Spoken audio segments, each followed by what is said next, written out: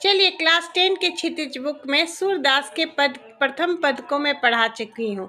अब प्रथम पद के दूसरे पद को पढ़ते हैं, क्या बता रहे हैं उसमें।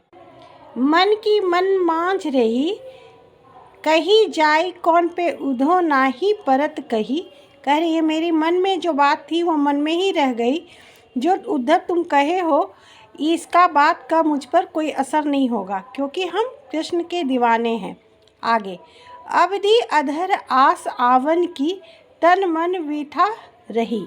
जो हमारे मन में आने की आस जो है वो बिठा रह गई है, दुख रह गया है तुम्हारे योग संदेश सुनने के बाद। उसके बाद कहती हैं, अब इन योग संदेशी सुनी सुनी बिरहनी बिहर दही। अब कह रही है तुम्हारे जो योग संदेश को मैं सुन रही हूँ ये मुझे बिरहा में आग में घी का काम कर रहा है। आगे, चाहती हूँ गुहारी जितही ते उतते धार नहीं बही। मैं ऐसा गुहार लगाना चाह रही हूँ जैसा कि कृष्ण के आने का आस में है थी, वो अब धरा का धरा रह गया। अब लिखिए, सूरदास अब धीर धरही कहूँ मर्यादा ना लही। अब कह रही है, सूरदास कह रहे हैं, जो गोपिया द्वारा कह रहे हैं कि जो उनके आने की आस थी वो मेरी रह गई, धरी के धरी रह गई। सो श्री कृष्ण अपनी मर्यादा को भी नहीं समझे।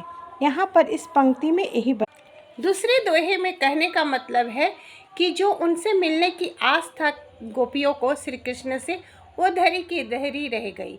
योग का संदेश के व्यथा वो सह नहीं पा रही हैं, बिरहा अग्नि में घी का काम कर रही हैं और कह रही है कि हम तो ऐसे कृष्ण के प्रेम के दीवाने हैं कि तुम्हारे योग संदेश का मुझ पर कोई प्रभाव ही नहीं पड़ रहा है। और कह रही हैं, अंत में वो बोल रही हैं कि तुम जो ये बात बता रहे हो ये तो मर्यादा के विरुद्ध है। सो वो अपनी मर्यादा को भूल चुके हैं कृष्ण। ऐसा ही कुछ वर्णन बताया गया है।